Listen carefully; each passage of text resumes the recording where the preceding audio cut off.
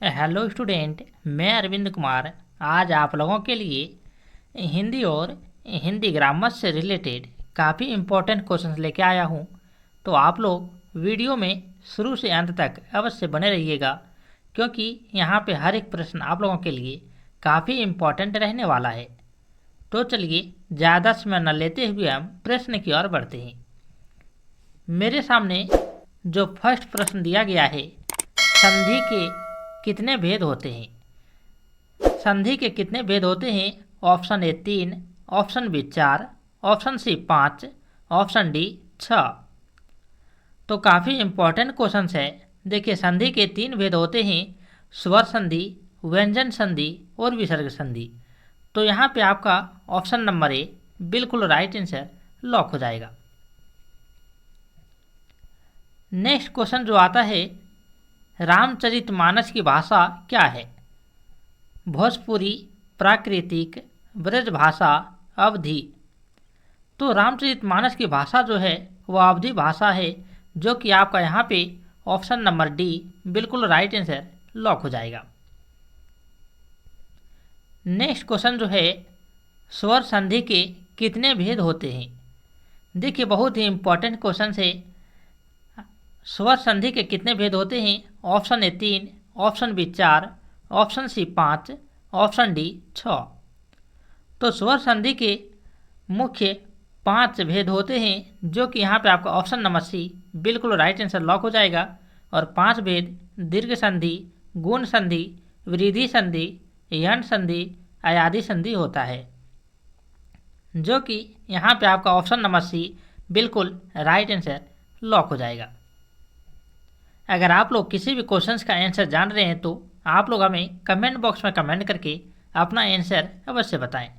और आप लोग लास्ट तक बने रहिएगा, क्योंकि बीच में आप लोगों के लिए एक क्वेश्चन टेस्ट के लिए दिया जाएगा। नेक्स्ट जो क्वेश्चन है, दिनकर किस रस के कवि माने जाते हैं? देखिए, हिंदी से रिलेटेड क्वेश्चन है। दिनकर किस रस के कवि माने जाते हैं? रौद्र रस, वरुण रस, वीर रस, श्रृंगार रस।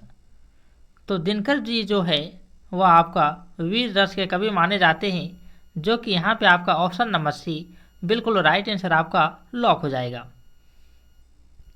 नेक्स्ट क्वेश्चन जो है, इनमें से कौन सा स्वर संधि का उदाहरण है? इनमें से कौन सा स्वर संधि का उदाहरण है? ऑप्शन ए वागीश, ऑप्शन बी दिगंबर, ऑप्शन सी रत्नाकर, ऑप्शन डी दुष्कर्म। तो इनमें से स्वर संधि का जो उदाहरण है वह आपका रत्नाकर है, जो कि आपका ऑप्शन नंबर सी यहाँ पे बिल्कुल आपका राइट आंसर लॉक हो जाएगा। नेक्स्ट क्वेश्चन जो आता है, गायक का संधि विच्छेद क्या है? गायक का संधि विच्छेद क्या है? आपके सामने 4 ऑप्शन दिया गया है।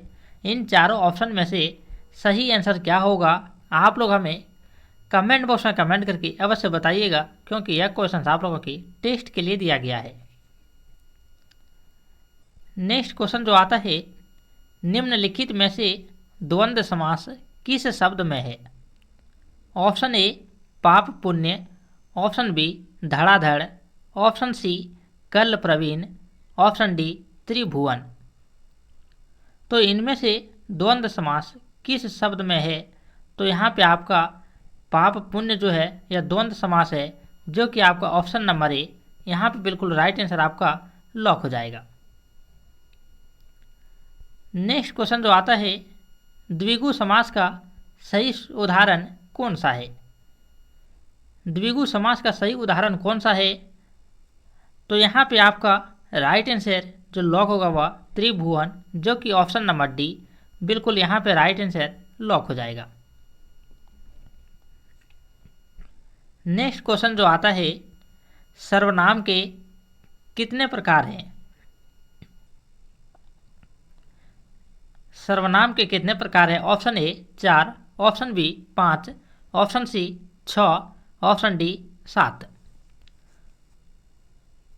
तो हिंदी व्याकरण में सर्वनाम 6 प्रकार के होते हैं, जो कि पुरुषवाचक, निश्चयवाचक, अनिश्चयवाचक, संबंधवाचक, प्रश्नवाचक और निजवाचक होता है।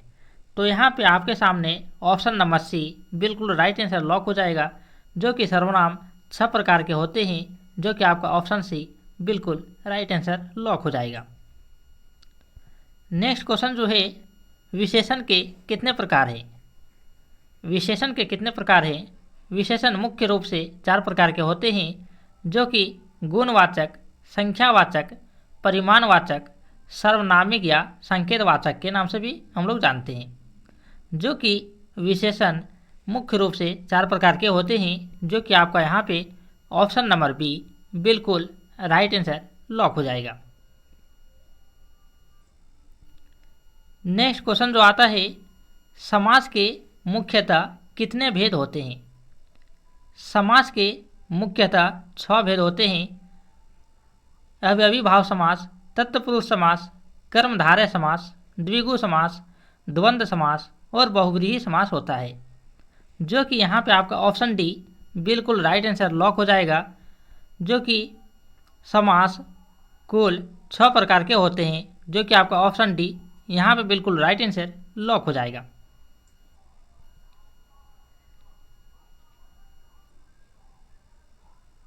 नेक्स्ट क्वेश्चन जो आता है, भरपेट में कौन सा समास है? भरपेट में जो है वह आपका अव्ययीभाव समास है, जो कि यहाँ पे आपका ऑप्शन नंबर डी बिल्कुल राइट आंसर लॉक हो जाएगा। नेक्स्ट क्वेश्चन जो आता है, जिस समास का पहला पद अव्यय और प्रधान हो वह कौन सा समास है?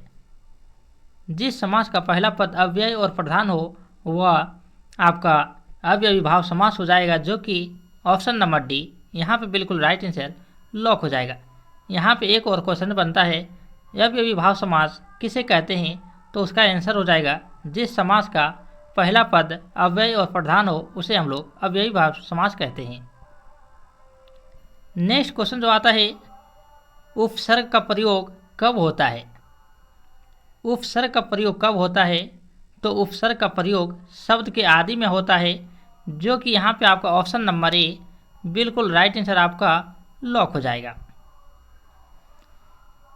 नेक्स्ट क्वेश्चन जो आता है, भरपेट में कौन सा समास है? भरपेट में कौन सा समास है? तो यहाँ पे आपके सामने 4 ऑप्शन दिया गया, कर्मधारय समास, द्वंद्व समास, बहुव्रीहि समास, अव्ययीभाव समास। तो यहाँ पे यह क्वेश्चन आप लोगों की टेस्ट के लिए दिया जाता है। आप लोग इसका आंसर हमें कमेंट बॉक्स में कमेंट करके अवश्य बताइएगा। 2 क्वेश्चन आप लोगों के टेस्ट के लिए दिया गया है। आप लोग अवश्य रूप से इसका आंसर हमें कमेंट बॉक्स में कमेंट करके बताएं। तो चलिए, अगर अभी तक आप लोग चैनल को सब्सक्राइब नहीं किए हैं तो प्लीज़ चैनल को सब्सक्राइब करके बेल आइकन को प्रेस कर लें। तो फिर मिलते हैं आप लोगों के साथ नए वीडियो, नए टॉपिक और इम्पॉर्टेंट क्वेश्चंस के साथ।